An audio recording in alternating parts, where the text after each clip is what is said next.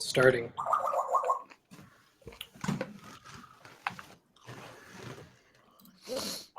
And we're live. Right on. Yay. There we go. Welcome to Upcoming Action Live, a live stream where we talk about all the upcoming action movies to be released later this month, September 2016. I'm your host, Mike, from Action Ration, and I'm joined by John, the Shaka Panda, Sir Hugs, a.k.a. Hugs, and the Angry Gamer. How you all doing, guys? Doing well, man. It's good to see you. Doing good. You too. Can I just say I'm so glad you all are with me today. Sorry we're getting a very late start here for the exact total of three watching now. Probably you guys. We had some technical difficulties, but fortunately we have some very technical people on this kill squad who are able to get this up and running. So what's going on, guys? Oh man, nothing much. Just excited to be here. It's gonna be a good time. You're right. It's going to be a good time. We're going to be talking about all the upcoming action movies to be released in September, like we said, starting with Magnificent Seven, a movie I enjoyed the first time it was made back in 1960, and again, I enjoyed the first time it was made when it was Seven Samurai in 1954. If you all are watching, the way this works is we actually watch the trailers for the movies that are coming out beforehand. We kind of decide on what we want to say, but if you don't know what these movies are, you want to see the trailers for them, we have links in the description of this stream. So go check them out and come back. Anyways, what did you all think of Magnificent Seven, the new one coming out with Denzel Washington and Chris Pratt? Dude, it looks good, man. Yeah, I think everybody's like well casted, you know. I do think like the actors are perfect for their roles in this movie. I would agree. I really like Denzel as Yul Brynner with like the all black cowboy outfit that would be super hot in the Wild West. Yeah, right. Super hot, but super hot. Right. Yeah. It's interesting. I mean, I was watching somebody post about it, and they're like, "Oh, come on, Chris Pratt as Steve McQueen, come on." And I'm like, well, it's not. I mean, it doesn't have to be the exact same thing like it was the first time. I mean, Chris Pratt might be a less serious Steve McQueen. Well, he's not really serious at all, but he's a bit more amiable, I think is the word. So, cast looks great. Exactly. I mean, Chris Pratt, I don't know about you guys, but Chris Pratt might be like one of my favorite actors to kind of come out of the last decade or so, I guess. Oh, definitely. I mean, I can remember watching him come up in what was that? That was the Parks and Rec, and then the transforming and moving into doing some of the Marvel movies and beyond. And it's been really cool to see him, start as a kind of chubby, funny guy, and then move into being like a proper action hero, because it gives him this range where he's not, just a gruff, tough ass action hero. He's actually like wildly relatable and very likable, in the middle of still being a badass, which is like so fun to have an actor that's capable of that, because that's a good range, and you need that in an action movie. You don't want just one dimension as much as possible. It brings in a wider audience when you have like more totally. A different style of like you add comedy with some action. I have to say I'm really excited about Vincent D'Onofrio as Jack Horn. I feel like they're like the tracker, and then they move on. Like that's the only thing you see of him in the whole trailer. But I didn't even realize that was him from that image. But Vincent D'Onofrio has been knocking it out of the park lately. I don't know if any of you guys have watched the what do you call it, the Daredevil series, where he's been playing Kingpin, but he is excellent. And has just been good for so long. Oh yeah, absolutely amazing. And so I'm super excited to see him, on the big screen again, in the first time in a little while. And he's just amazing. I didn't know that was him just because of the beard. The beard threw me off. Yeah, you can't really tell that it's him in the commercial. And then I was looking up the IMDb page to get ready for this podcast, and I was like, "What? That's Vincent D'Onofrio? Oh, I'm even more excited to see this! Like, holy crap, he's amazing." It's coming out this month, right? That's right. Later on this month, last part of September, I think. Yeah, all of the things we're talking about today are coming out this month, yeah? That's right. A lot of them, it's kind of funny. Some of them are already out, actually. They came out September 2nd, and one of them was straight to DVD. That would be Hard Target 2. No, really? Yeah, that doesn't surprise me. Yeah. I saw that and I was like, oh. Yeah, it looks so cool. I mean, I was looking up some like user reviews, or I guess some viewer reviews of Hard Target 2, and it like those didn't look so positive, but the trailer looks awesome. I mean, it looks like everything you would want from a rated R straight to DVD action movie. And the guy who stars in that, Scott Adkins, he's actually becoming like a pretty big deal in kind of the independent, lower budget BC movie action scene. Really, I actually don't know what else he's been in. Like, what would I know him from? Well, probably nothing. But he plays a guy. I think this character's name is John Boyega in the Undisputed films, which is like a really big MMA movies. Sure. Yeah, it's supposed to be like ultra violent. So if you like ultra violent MMA flicks, you'd probably like it. Oh, there you go. He was in Expendables 2, weren't he? There you go. That's right. Okay. Yeah. And he's also in Doctor Strange coming up later on this year as well. Oh, he is? Really? Yes, sir. Interesting. I did not know that. I had a weird like Hunger Games vibe off of this movie. I don't know if it was just me. No, I got that as well. It's like Hunger Games on speed. Well, like, that's the original Hard Targets idea, right? It's we're gonna have a deadly game of cat and mouse, right? Where it's like, I mean, they're like hunting people, right? Yeah. Hard Target. Yeah.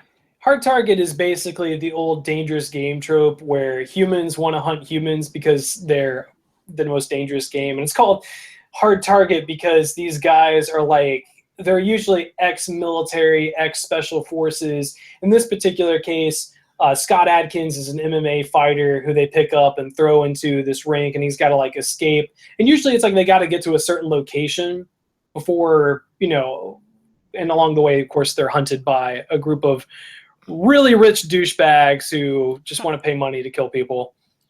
One of those.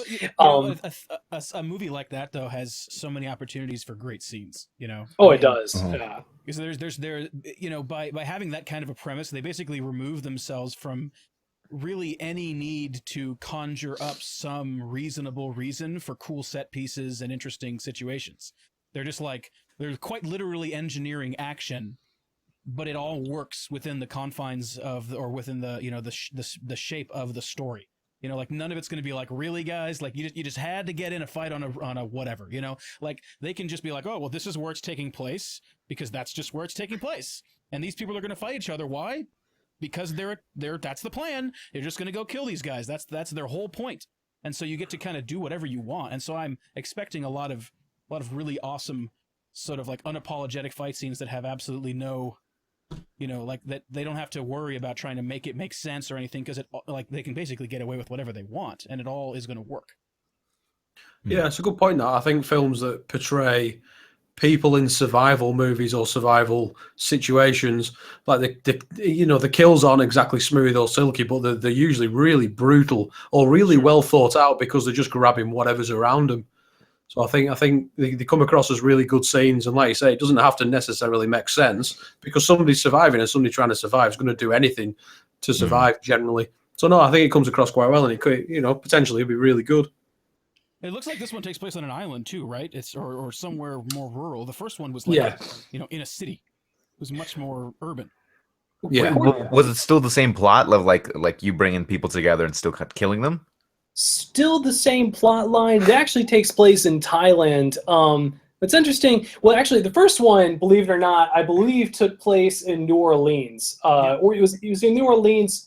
Okay, and it's like Jean-Claude Van Damme is this homeless dude with this ridiculous mullet who basically hears a rumor about some girl's dad just disappearing. So, he follows the rumor, and it turns out that there's, guys hunting down people in the streets of New Orleans, for sport, and he becomes the next Hard Target. It was actually directed by John Woo, but, not mean to tread on hollow Wooian ground here. This one, just from the trailer alone, looks like it might be a little bit more entertaining because it looks like it just kind of sort of just jumps into the action, like he's fighting in the rink, you know what he does for a living, and then all at once he's out in the Thailand jungle being hunted down, and it's pretty much just nonstop action from there. While the first one, it actually takes a really long time to build up to the action.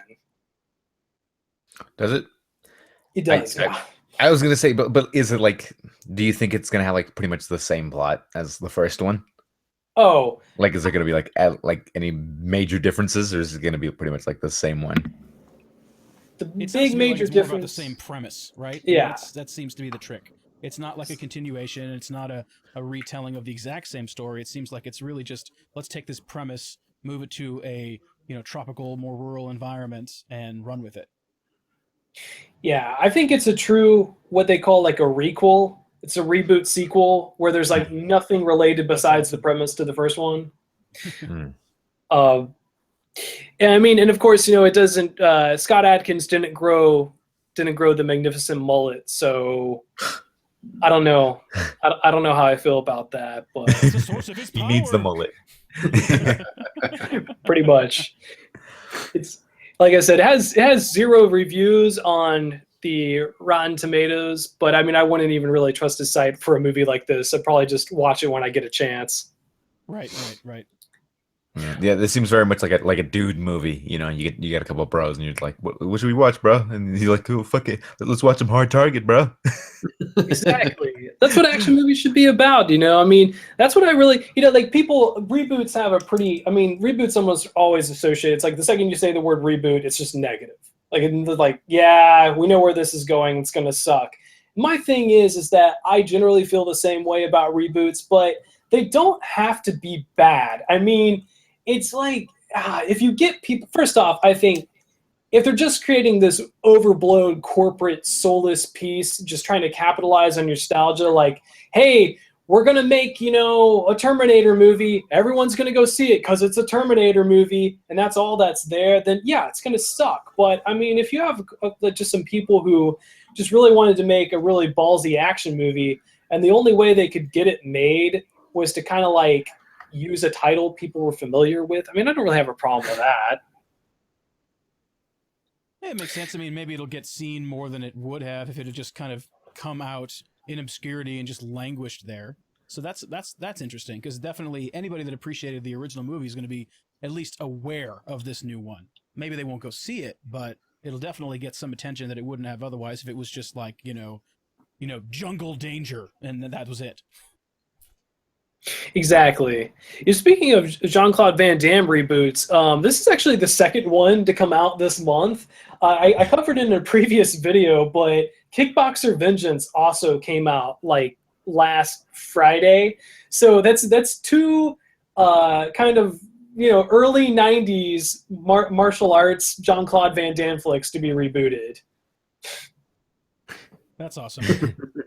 Yeah, no comment. I absolutely love his movies. I grew up on them. It was like totally like my dad and I would watch, Bloodsport and The Kickboxer and Universal Soldier and even Time Cop, and they're all just really tons of fun, Yeah, I would agree. Like Van Damme is so funny to me because he seems to have this like look what I can do attitude.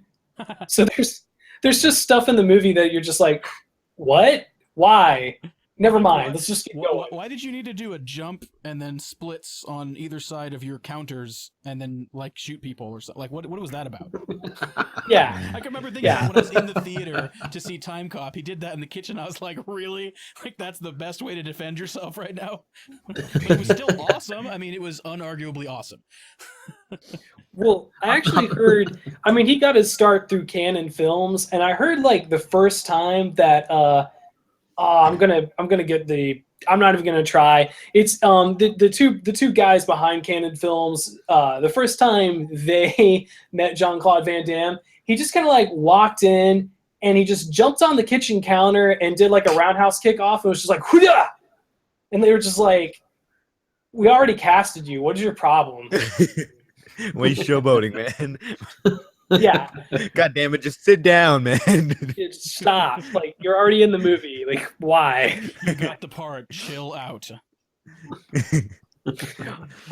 So, anyways, I hate to take it back, but I did want to point out that the MPAA rating for Magnificent Seven, by the way, is like really kind of ridiculous to me. So I just want to share, like, so it's rated PG-13, unsurprisingly, but it's rated PG-13 for extended and intense sequences of Western violence and for historical smoking, some language and suggestive material. What's historical what the smoking? Hell is historical smoking? I need to I know.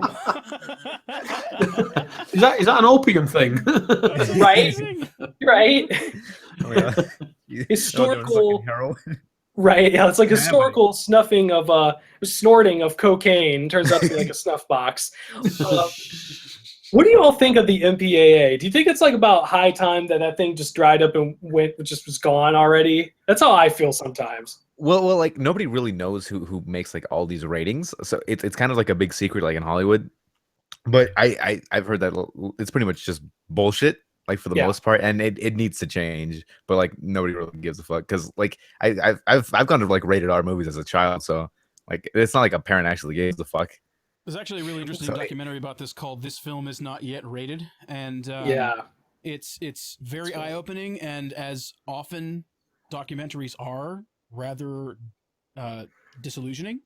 And I really feel like, you know, I'm definitely not a fan of censorship at all. I definitely think that ratings, there needs to be a way for you to understand the content of what's in the film, you know, because I know some people that, you know, like there's particular types of imagery that really disturb them, but they still like to go see scary movies. And so it's nice for them to like kick over to IMDb and check out the like parent's guide. And they can look in there and be like, okay, is there the things that like really rattle my chain, so that I can still go see this movie, but not like get all jacked up about it and have nightmares and shit, you know, or like my kids or something. Like I think it's wise to have access to at least, you know, just, you know, to protect the story, but like some kind of vague, like you're going to see stuff kind of like this and that, and there's some of this. And like, I really feel like it should more shift away from a rating system of, you know, PG-13, you know, general R, NC-17. Like, I really feel like it should shift away from that and more to a like content system where they like, you know, say like it has this, and this. You know, like these types. Like a content warning. Yeah, like a content warning. I think is a whole lot more reasonable and much less ridiculous and sensory. Because then you could go, oh, you know, because like not everybody is built the same way, you know, like there are certain kinds of movies that really bother or disturb some people, you know. I know some people that are like super offended if there's sexuality in the movie, but they don't care if somebody's head explodes, and vice versa. Like it doesn't really, you know what I mean? Like, so I think it's way less reasonable to go, well, you know, it's a rated R movie and I'm over 17, so it's all good. It's like wrong. Like there may be something in there that really bothers you, or you may be like, why was that R to your own sensibilities? And so it seems to me silly to rate things on a system like that is just, you know, supposed to somehow squish together everything that the movie is and then put it under some neat, simple title and, you know, put it in its little box. Like, it's silly. I think that we should, like, they should be like, here's I agree with you on in that the one. movie. It should be like a point system where if you see an ass, it's a point. If somebody gets stabbed and you see a bit of blood, it's 5 points or something like that. Because at the time, like as it stands, it's like it's down to one person's opinion. But you're exactly right. People vary so much. And if a censor sat down and watches a film and says, oh, wow, that's terrible, we'll give it an 18 certificate. And yet, you know, the next person along watches it and goes, man, it's not that bad. We'll give it a 12.8. It's fine. You know, and you're exactly right. So many people differ so much. It should just be down to a fairer system where you can say, right, if it's got this, and this in it, we're going to give it 12 points. So, yeah, it comes under such certification and we'll give it a 12. And then, you know, we can at least list what's in it. So you're exactly right. If somebody wants to, you know, escort the kid going to a movie, they can then say, right, well, we got this, and this in it. I don't want you seeing this, and this. You're not going to see it even though you're old enough. So, no, it makes a lot of sense. I think you're right. I think a lot of people have already pivoted away from using the traditional systems and do use the IMDb parent advisor, the view content advisory for the parent's guide. If you scroll down, it's just beneath the motion picture rating. And for some reason, when I checked on the mobile version of the site, it wasn't there. So pro tip. But if you make sure to look at the desktop version or on your phone, request the desktop version, you can have access to a almost nauseatingly exhaustive list of what is in the movie, and you can get a real picture of what's going on and whether or not it's something that you would or wouldn't want you or your kids or somebody you know like that. It's much more informative than PG-13. Like, what does that mean? Yeah, exactly. It's so objective. It's so ridiculous. Mm-hmm. Yeah, Yeah, definitely. I'm sorry, Angry, but when you were talking about a point system, I just couldn't get an image of some really shady MPAA member like getting the movie and being like, "Ass is 5 points." Somebody dropped the titty. It's 2 points. I saw nipple. That's 10. 10 points for the nipple. Yeah, This is making me think of Death. What was that? The Death Race? Death Race 2000. Yeah. Where they're getting points for certain types of terrible things. It's like my biggest problem with it, and I know we're supposed to be talking about movies, but my biggest problem with this is that, okay, so we now have this system where it's like somebody does so much stuff and a movie will get an R rating, and then you have studios that don't want to do R ratings because they're not going to make as much as a PG-13 rating because they're not as accessible. But then it's just like so they try to make everything PG-13, and it's just like PG-13 films for the most part have just turned into this sludge of just all feeling exactly the same. Hey, here's another high concept piece of crap. Enjoy. Or don't, more likely. Yeah.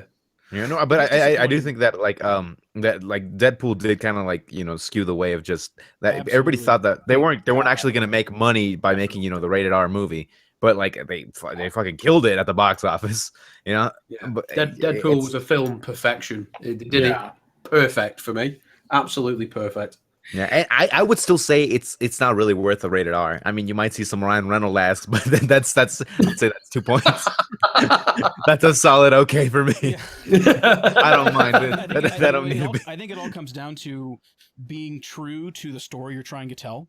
And if ratings and censorship gets in the way of the vision of the creative folks behind whatever it is, whether we're talking about movies or television shows or video games or anything, it fucks it up. It just fucks it up. It makes a mess of what they're trying to make. And if they have to make all these concessions because, the people that hold the cash are like, well, if we make it rated R, then we're going to have a smaller amount of people to be able to, draw money from. And so your budget's going to go down, or we're just not going to do it. It's just like, or we could make movies that people actually like.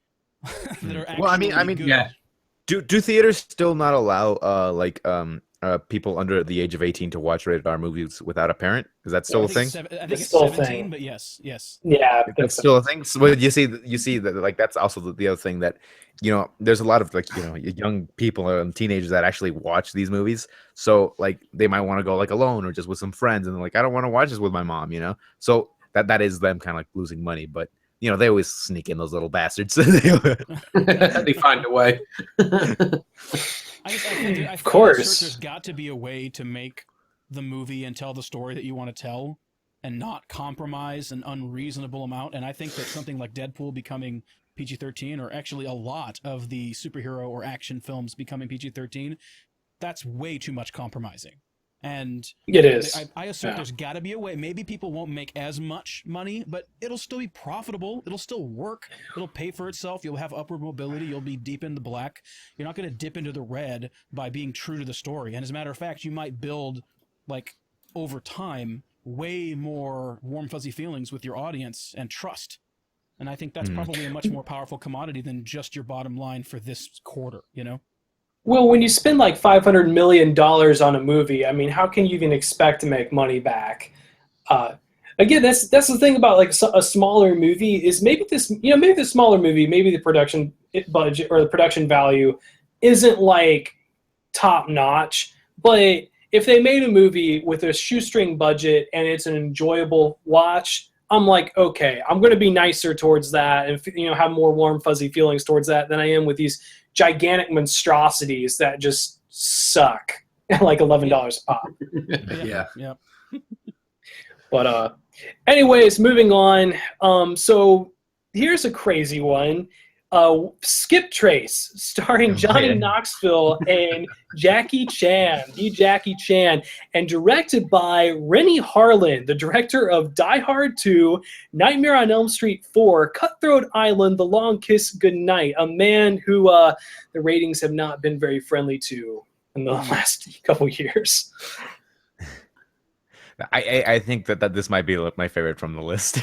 Yeah, but it does feel a little like Rush Hour, like all of the Rush Hours. Yeah, I'm glad you brought that up. Yeah, very much.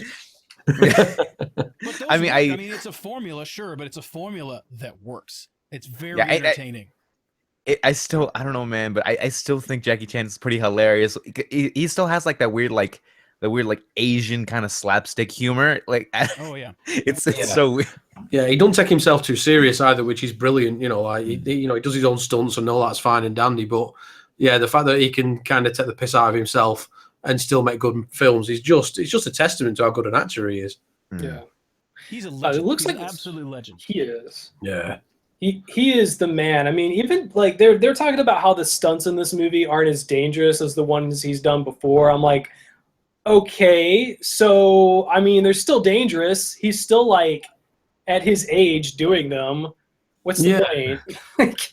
Yeah, exactly. He's not as nimble as he used to be. He's not rumbling the Bronx anymore. Right. That's such a fun movie. I love it. One of my favorite Jackie Chan. Brilliant. Yeah, that's so good. It's pretty crazy. Like, so the last time, I mean, this movie, definitely looks like fun, but it has some facts attached to it that are kind of harrowing.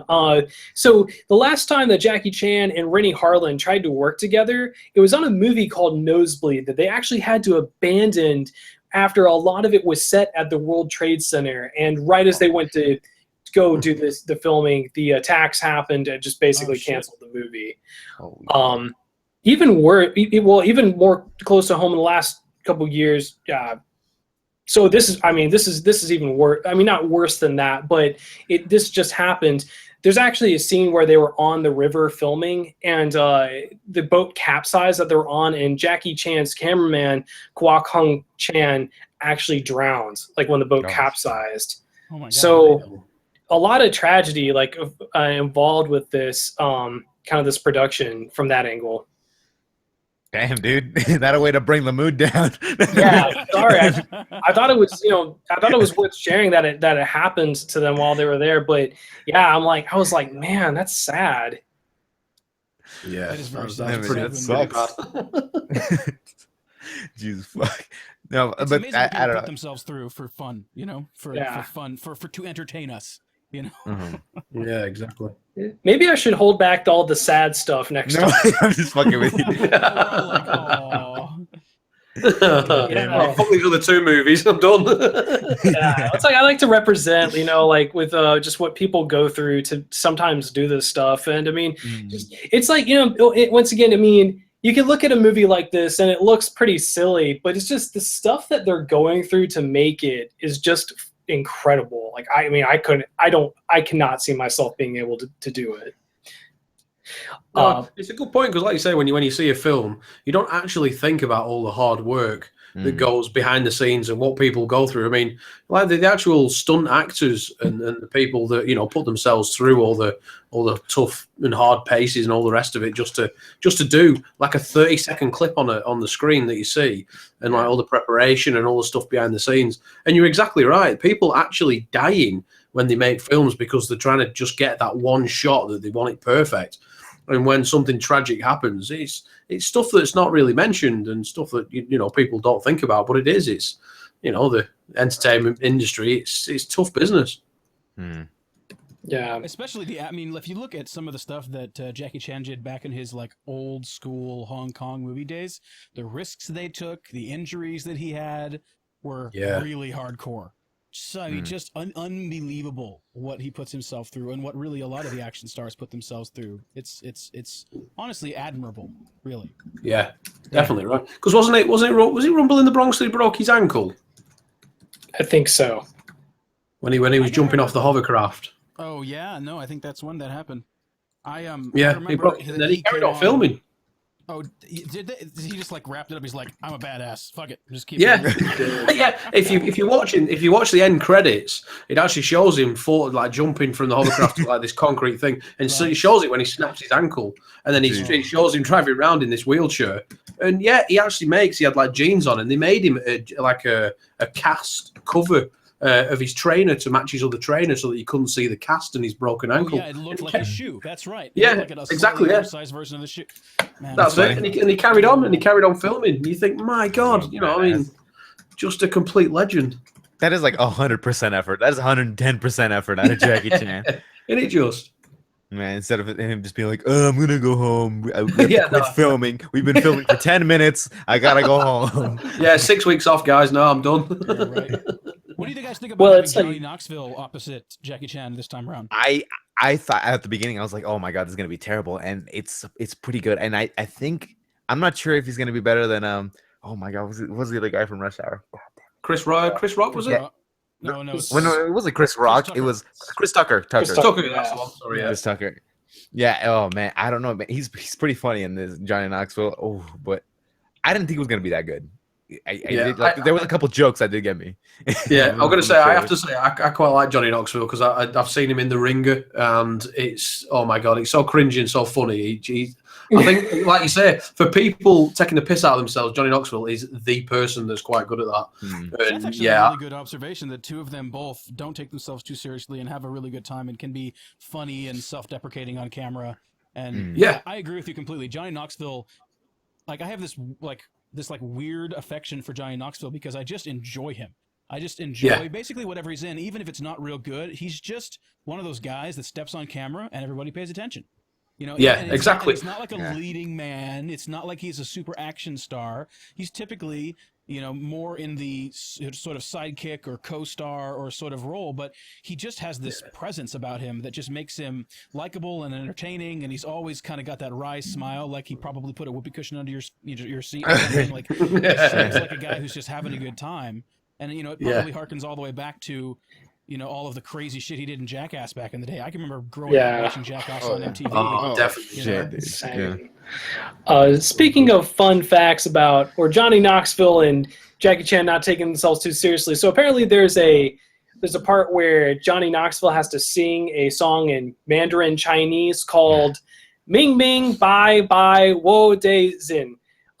Please understand my heart. And it's a song that Jackie Chan actually sings over in China, where apparently he's also known as a good singer. Oh yeah, along with being an actor, which I did not know about Jackie Chan. Jackie Chan is basically known as being a god in China. He can do all the things. I mean, I would assume, yeah. Like he's got to be huge over there. He enjoys a level of celebrity in China that I don't think any other actor enjoys anywhere. Like there's a particular brand of celebrity that he is in China that is, I don't think, familiar to basically anybody else anywhere else.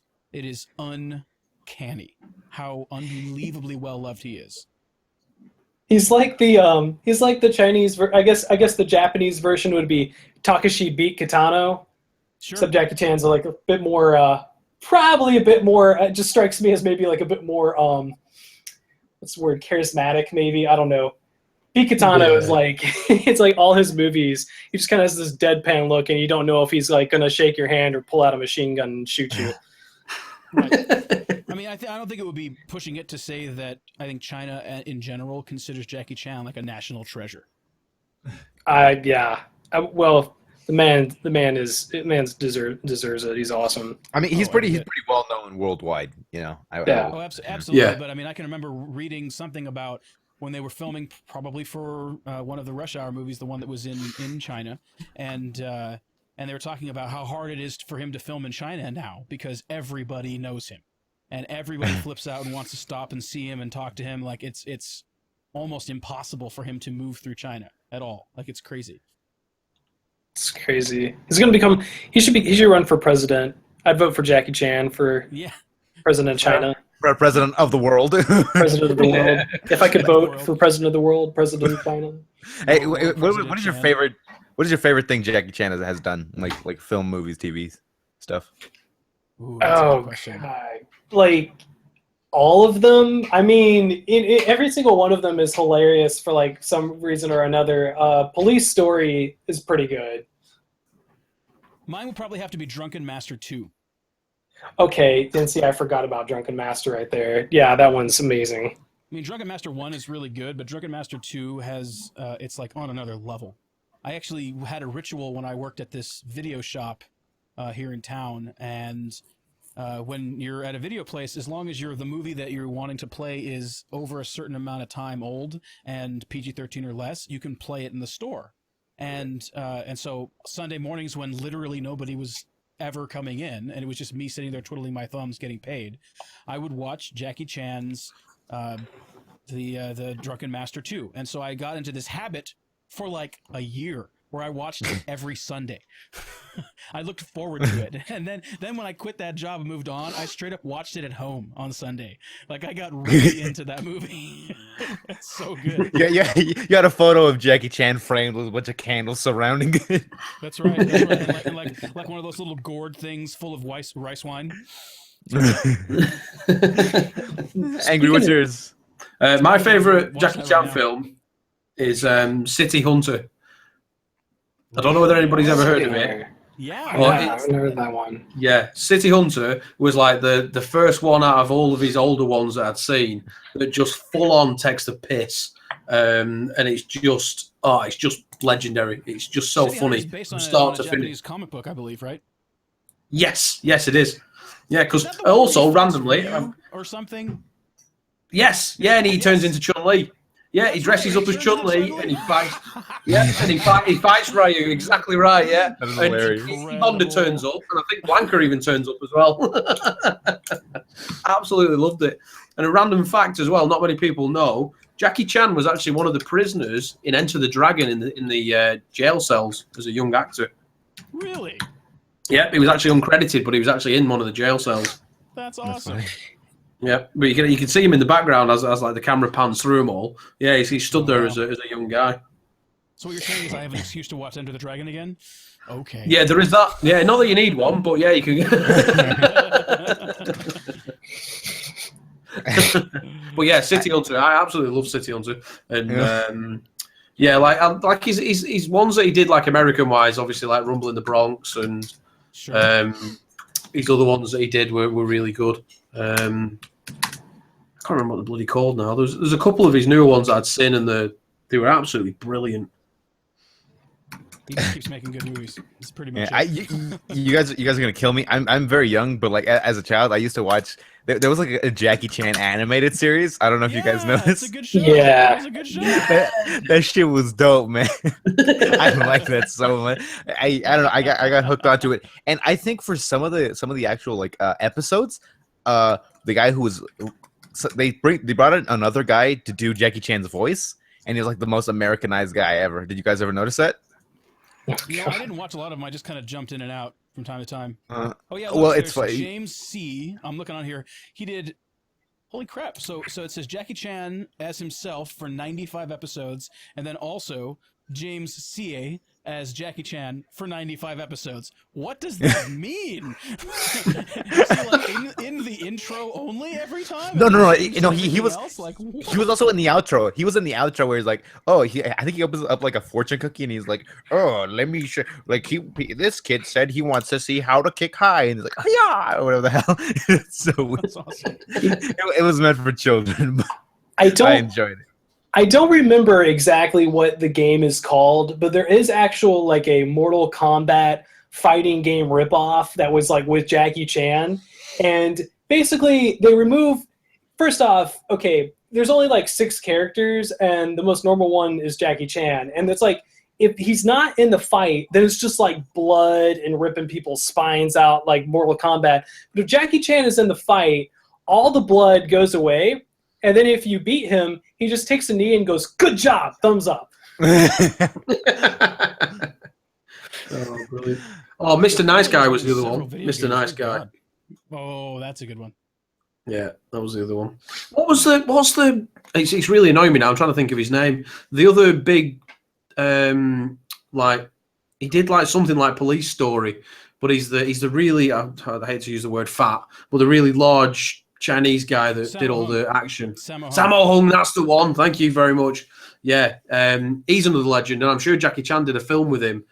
And again, I can't think of the chuffing name of it. Several. They came up together in, I believe it was the Hong Kong Opera Company or something like that. Ah, right. Yeah, that seems legit. But yeah, no, like you say, because aren't they like the two main actors that do all their own stunts? Who was that guy who came up with Jackie Chan? Sammo Hung. Sammo Hung.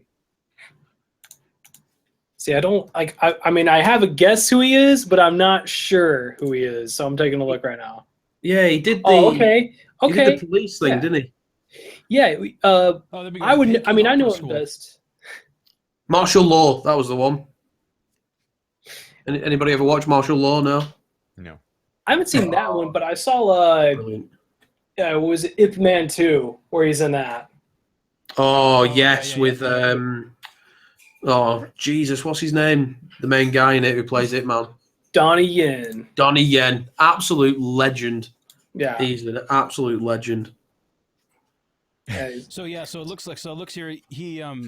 They came up together in the Peking Opera School. Sammo, Jackie, and Yuan Biao, and the three of them were known as the Three Brothers or the Three Dragons. And they entered in the film industry. They did a bunch of stuff together. Wow. Yeah, that's awesome. So I feel like everyone who practices martial arts goes by the dragon in some way or another. I don't hear anyone be called like the horse or something. That's a different film. I mean, if you're called the dragon, you're basically either a martial artist or a vampire. Basically, yeah. Yeah. Starring Donnie Yen, you're the rat. The way of the ant. The way of the skunk. I think there's a rabbit on there somewhere and a sheep. Oh, brilliant. Chinese Zodiac. So, anyways, probably moving on. Let's go ahead and get on to Deepwater Horizon, the unofficial sequel in my book to Armageddon. It feels a lot like a Michael Bay movie, but isn't. It's stars Mark Wahlberg, and I gotta say, even though it does kind of remind me a lot of a Michael Bay movie, I'm glad I did my research because I found out that it actually is based off the oil rig crisis, the oil crisis that happened in 2010, I think, with BP. The BP oil disaster. It's like still the worst oil disaster in the ocean we've ever had. It's epic. Yeah. Mm-hmm. So see here again, I'm taking it down. We were riding high there, guys, and now I'm taking it down to talk about tragedy again. Welcome to Upcoming Action Live, the most dramatic. Horizon is one giant tragedy. Like that's the whole movie. It's a fiery, exciting tragedy, but it's a tragedy. I kind of got lost in the story when I was watching the trailer. I didn't really know what it was about because like the little girl came up to him. It's like, "Did Dad something about dinosaurs?" And then like there's another scene where Mark Wahlberg is like, "I found like a dinosaur tooth, blah blah blah," and I was like, "Oh shit, this is like Godzilla or whatever the hell." And then like as soon as the pipe started to come out, I was like, "Oh shit, here comes the dinosaurs." Throughout the whole thing, I was like, "Where the hell are the dinosaurs at?" Yeah, I got kind of sad, but the thing that also threw me off was it said like based on a true story, and that's why I was like, "What's happening? Was there a giant dinosaur attack that I didn't know of?" Which dinosaur is it based on? That's awesome. There was an actual Godzilla sighting last year. Godzilla the oil crisis. So good. I have to say, I'm actually. This one.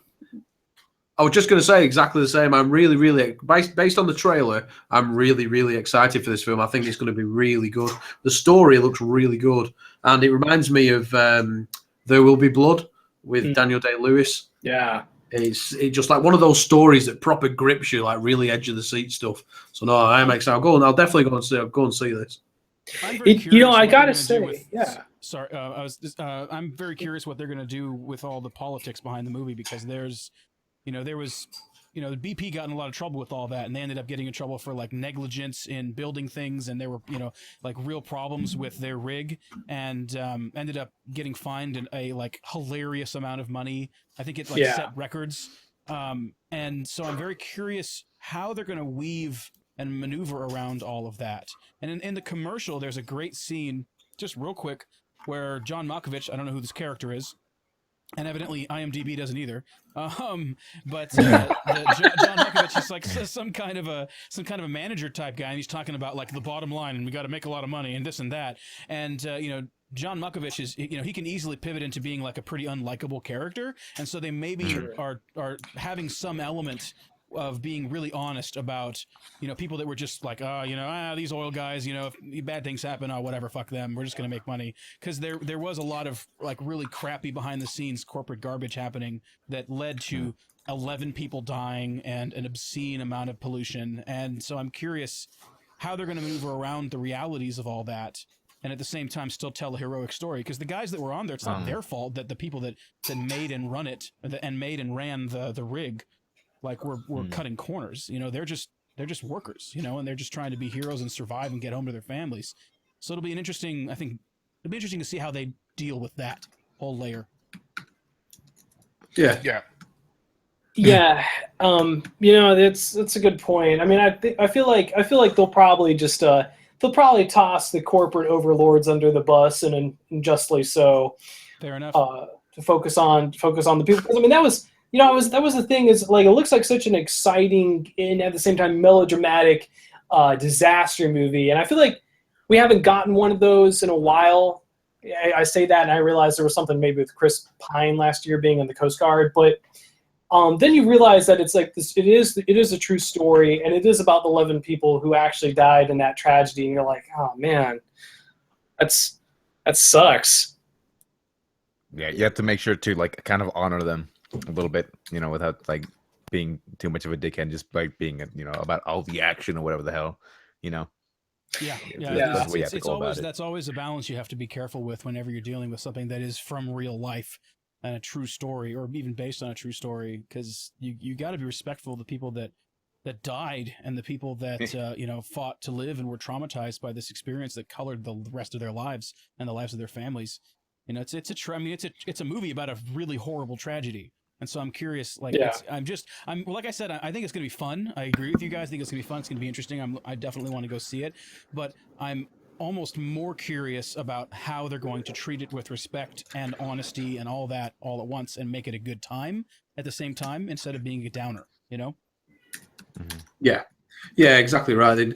I mean, like you said, tragedies happen, and obviously it did with this, and it was, like you say, the worst ever seen, but they still need to get the story across that why it happened, and that it happened, basically, and just kind of not necessarily get over it, but just do the story respectfully and say, look, this is the events leading up to what happened, and then maybe there'll be a bit at the end of like going through the cleanup operations, and a big nod to the people that helped clear it up and get it right. But yeah, I think you're right. It needs to be done in a good way that's not poking the eyes of every environmentalist on the planet.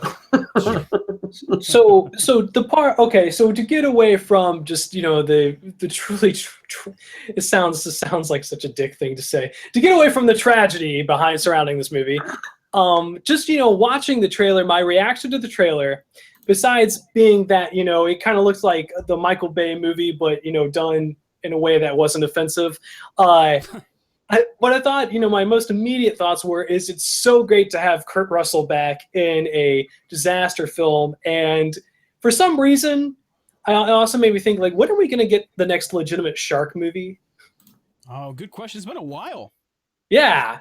I mean, Sharknado's one thing, but it's like, I want to, for some reason, That anytime I does see not count. the ocean. wasn't there one with what's her face, with Blake Lively? It's called like The Shallows or something like that. Oh yeah. Okay. Yeah, that's true. That's true. I haven't seen that yet. It looks good though. When did that come out? Just recently, actually. Last month, didn't it? Yeah, about a month ago, I think it was. Oh, damn it. See, here I'm him asking about when's the next legitimate shark movie where I got one. It came out on the 20th of June. Ah. It got really good ratings too, if I remember correctly. Yeah. That's what I get for doing my research.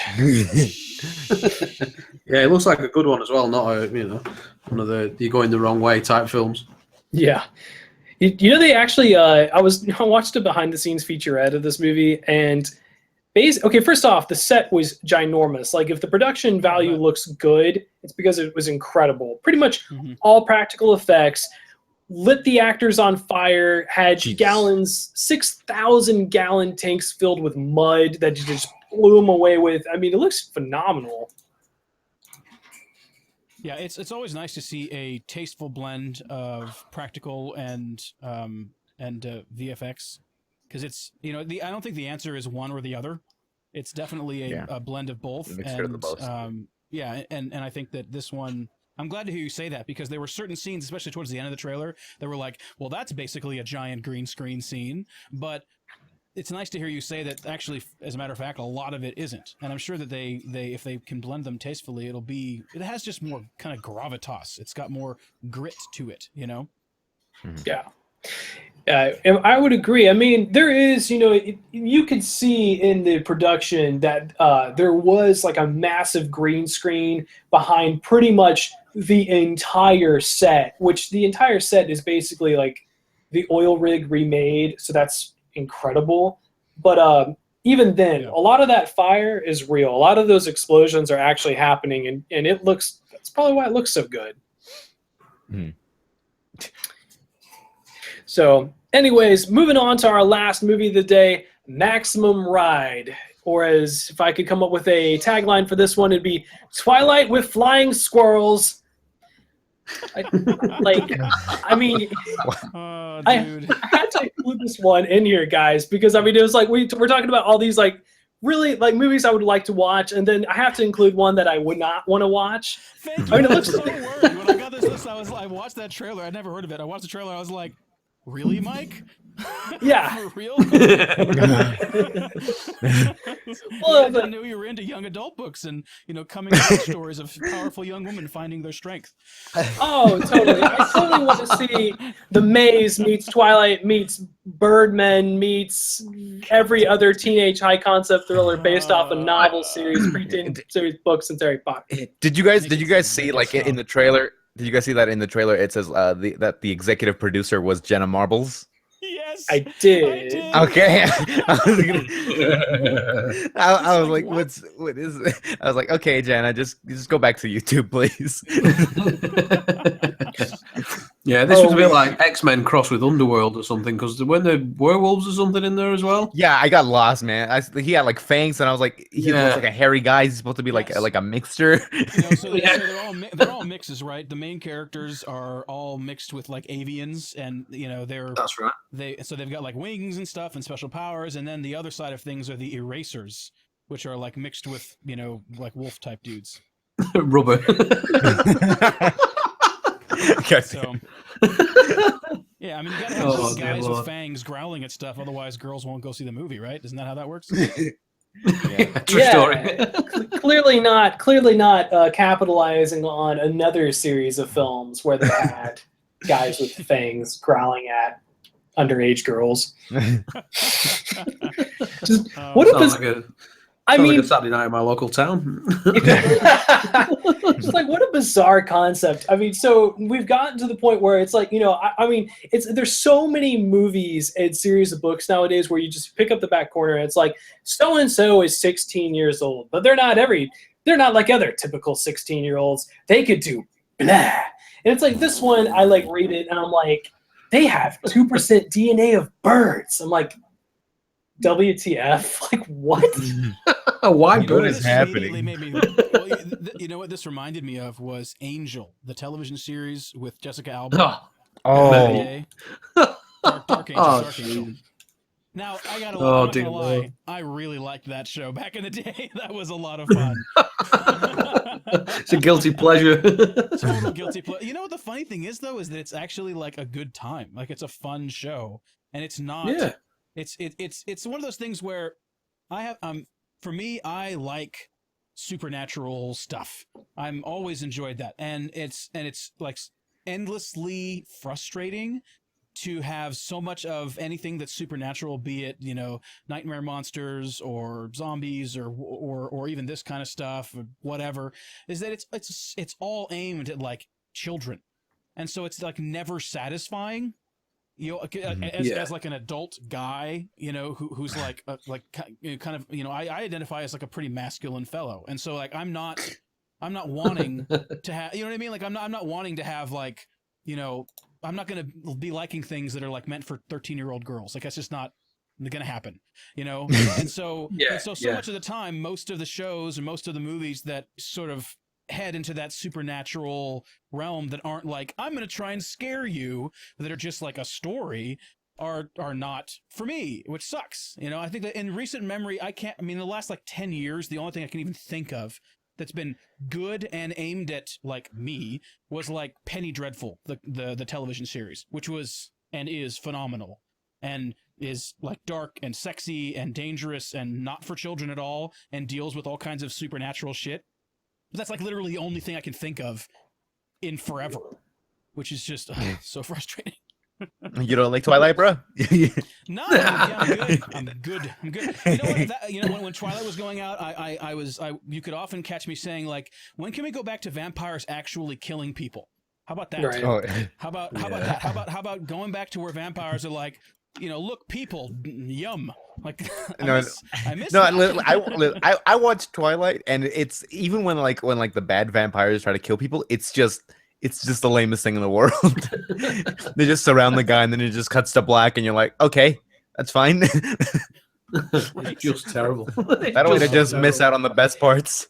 I really hope that there's some scene in this movie where they get their wings and they're like flying and the clouds part and the moonlight falls on them and just something stupid happens when they're in moonlight. Just tell me like they sparkle. That'd be fantastic. They better not sparkle. Glitter falls out of their eyeballs. No, I don't know. Please. Oh God. I mean, it's apparently it's based on like a long-running, popular young adults book. It is. Thing. Yeah. I really wish that like this trend of low-budget young adults sort of movie translations would just go the fuck away. Like it's not a good thing. It's like we haven't had basically anything good come from them at all. Basically, I mean, there might be like I mean 2 or 3 of them all together that are even mildly entertaining. Harry Potter. Yeah, but Harry Potter isn't so much about romance. Like that's the problem with a lot of these things, is that it's all about this sort of that's one of the things that I think is most impressive about Harry Potter as a story, is that it is about young kids figuring out how to be people, and it's not obsessed with their like tween romance bullshit. Because I think that we can all collectively agree that like until you're in your mid-20s, like basically none of that shit matters at all. Like basically nothing that happens before you're in your like, you know, early to mid-20s, and I'm being a little generous, I'll be honest, it's probably a lot better than that. But like basically none of that stuff that feels like the world is going to end and it's the most important thing ever, like none of that shit matters at all. And so much of the movies and books and stuff like just hyper focus on it and magnify it and indulge these children and all this like, I'm so in love and I'm 12 years old. It's like, no, you're not. You're so not, dude. Like it's hey man, the kids are trying to find something that's like relatable, and that shit sells, man. You know? That's true. That's the problem. That's why it's successful, because it sells, not because it's good. That's a problem. No. But here's the thing that I was thinking about Maximum Ride. It looks like it's a pretty big budget, but like they're expecting to make more money than they put into it. But I don't know. I still can't see it. Like, who is their audience? Like, is it just like girls, like fucking like high school girls that want to see this shit? I don't really understand it. People that go in for the Mortal Instruments and the Hunger Games and Twilight and what was the other one?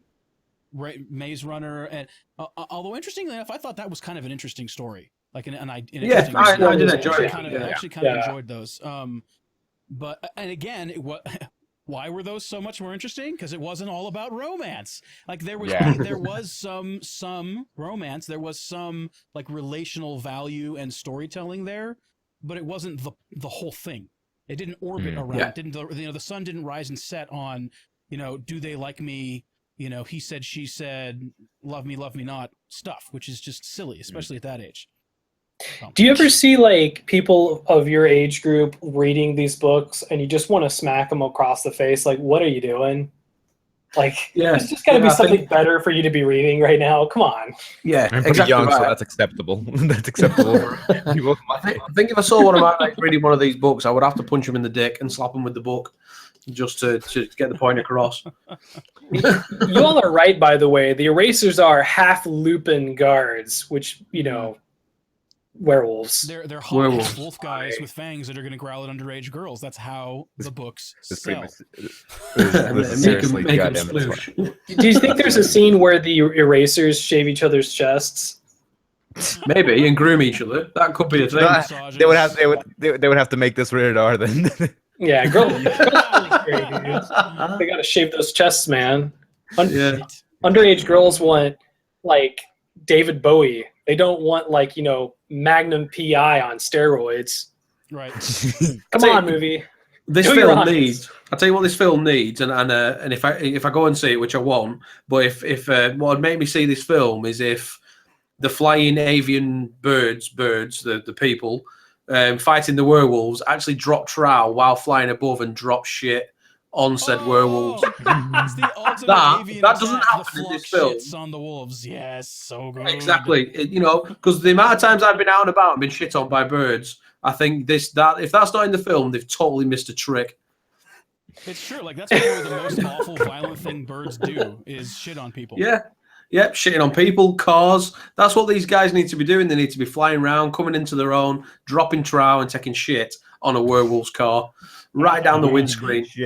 Checking people's eyes out.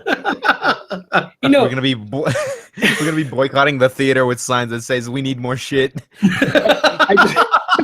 We need more bird shit. I just want to read the fact that on the IMDb, the story synopsis, it says, there are 6 children that aren't your average kids. Their names are Max, 14 years old, Fang, 14, Iggy, 14, Nudge, 11, Gazzy, 8, and Angel, 6. Do any of those kids look like those ages? Like, especially the main girl, Max. Like, no, actually, Max looks like she looks pretty goddamn young. I'm not gonna lie. Yeah. But how old is she really? How old is she? 32. I don't. Wait, what? No, that's not right. Hold on. Probably is. Effort. I'd be really surprised. I'm looking on the IMDb. I'm not seeing. I'm sorry. It's her maximum birthday. ride. Oh no. It's Hold on. Let's click on this bitch. What's her name? Personal details. Height 5'10". That's it. Height 5'10". So, does that mean that she's underage because they can't put her age on? I wonder. Oh, is that a thing? Let's see here. Where the fuck? Yeah, I'm not finding. Oh, Lily Owens? Is that her name? Ellie Evans, I think. Oh, Ellie. Fuck my dick. Okay. Okay. Fucking hell. What? What the fuck? Where? Yeah, I can't find her age. I love how we're all just trying to fucking CSI trying to find her goddamn. Yeah, but sounding. I'll go look up this underage girl's birthday. Does she have a Twitter? Oh, so hold on. She's got a Twitter. Hold on. Does she say on her Twitter? Oh, you my god, you pervert! You've done this before. Oh no! Holy shit! No, she looks really old. Oh my god! On her Twitter, she looks really old. Like she looks lanky. She looks like. It looks like she's got like a big she looks like she's got like lanky arms. Agency CAA. Yeah, well, I have to say, looking at this this poster for the film, it did look like some really weird emo band. If you didn't know what the film was about, and you looked at that poster, and you wouldn't think them wings were attached to it. It just looks like the next, is it Evanescence or whatever they're called? Yeah, dude, it looks like an Evanescence. That's awesome. Evanescence 2016. Dear Hollywood, stop making these movies. The only thing that comes from them is really bad, really creepy fan fiction known as 50 Shades of Sex. You know who's actually watching this? You know who's watching this? Pedophiles. There's one person right now in my stream. Thanks, Hugs. There's one person who you just called a pedophile who's probably going to leave now. Holy shit, she's got a YouTube channel, guys. Oh fuck, What? she's way bigger than all of us. Yeah, 266,000 subscribers. Well, that probably explains why Jenna Marbles was one of the producers. Yeah, dude, and then Could be. she's doing I'd be like kinda curious how normal Jenna ass Marbles YouTube got shit. in on that. It's Yeah, I quite don't know. weird. You know, I did look at this girl's like the Ali Evans. I just checked her IMDb, and she's been like in 3 things. So it's not that big. Yeah, well, So, yeah. I was being nice about it. You called her lanky, so I don't know what's going on there. Hey man, hey, that's just how people look like. All right, some people are lanky. I'm gonna now that we've And you established said she was 32. yeah, well, now that we've established that she's not actually underage, I'm gonna hit her up after this and be like, "Hey, yo, we just talked about you on my live stream. Just wondering how I can I start found my out. own I film found her age. career." I found her age. I found her age. I found her Oh, age. yeah? It says at just 20 years old. Yeah, she's 20. She's 20. Okay, 20. 20. Ish. She's legal. Shut up. It's interesting though because she looks a lot younger than that in the movie. They actually did a good job of like aging Yeah. her down. It's Yeah. weird. Yeah, definitely. So my research for this movie basically extended as far as me trying to watch someone else's review of it. And the only one I could find was like this 14-year-old girl who was like just talking about, she was like, I woke up today and oh my God, I saw there was a Maximum Ride movie. So I was like watching it and oh my God, what is this? Oh my This isn't God. the books. It's like, oh my Max God. looks different. I'm like, Oh my God. perfect. Fantastic one to go out on, gentlemen. Maximum Ride. Maximum Ride. Emos. I'm gonna tweet it. I'm gonna tweet at her right now. Oh God. Yo, we talking shit about your movie. I was gonna tweet at Jenna Marbles. We did. That's unwise. You know what's you're gonna get banned for hate speech, dude. I'm gonna get fucking blocked. I'm gonna get blocked by fucking Jenna Marbles. Jenna Marbles gonna be like, look at this sexist. Hey man, whoa. No, it's a perfect way to end this. Yeah, right. We'll start a whole nother conversation that won't last for go on for 4 hours, which we don't want to do. All right, so ending on, that. Wow, I feel like this was going great, guys. Then we just sort of belly flopped at the end. We're just like, boom, and it's all my It was fault because I'm the all one who right. made the comment. No, it's yeah, I'm the one who did. See, you guys were great. I would give you guys all 5 out of 5 stars. Me, I would give myself like a 1.5. Let's see. I was the one who kept taking. I was like, okay, guys, this movie looks fun, but let's keep in mind that people died making this. You were trying to keep it real, but a little too real. A little too real, I was going for the hard R realism, and this is why we don't get those movies anymore, because it just makes people uncomfortable, like my personality. Anyways, thank you to the one person who is watching right now. I'm pretty sure it's us 3 and someone out there. So whoever you are, thank you so much for tuning in to Upcoming Action Live. Guys, we're going to do this again next month, right? Hell yeah. Yeah, sure. Definitely. Hell yeah, that was a good time. Anyways, before we go, tell everyone who watches this and maybe picks it up, in the upcoming week, where they can find you all at.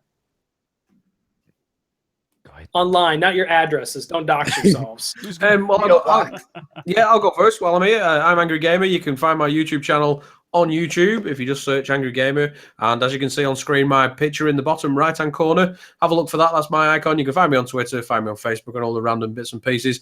And I do lots of fail videos, lots of gaming videos, and I get angry about lots of stuff. So yeah, check me out if you want. Thank you very much. That's me. Go, Sir Hugs. Do it, brother. Okay, all right. You can find me on Twitter and Instagram at Best Hugs in Town, and on YouTube at Sir Hugs. Yeah, and you can mail me anthrax at PO Box 775. No, I'm kidding. I love, What's I up love with you, your man? handle, the best hugs in town. That's amazing. Thanks. Oh my god. I got it. I am Shaka Panda. You can find me on youtube.com/Shaka Panda Plays, facebook.com/Shaka Panda Plays, twitch.tv/Shaka Panda. I am Shaka Panda on basically all the social medias, at Shaka Panda on Instagram and Twitter, and then Shaka Panda on Snapchat. So there I am. And I do gaming stuff and podcasts and fuck around with my friends like this. So there you go. Perfect. Slam dunks all the way around. Again, thank you guys for joining me today, and thank you to that one person still watching. This has been Upcoming Action Live. Join us next month when we discuss the movies coming out that month and stuff. I'll probably take things down again. No more maximum ride. Yeah, no more. Maximum No ride. more. No more. Maximum effort. See y'all. Peace.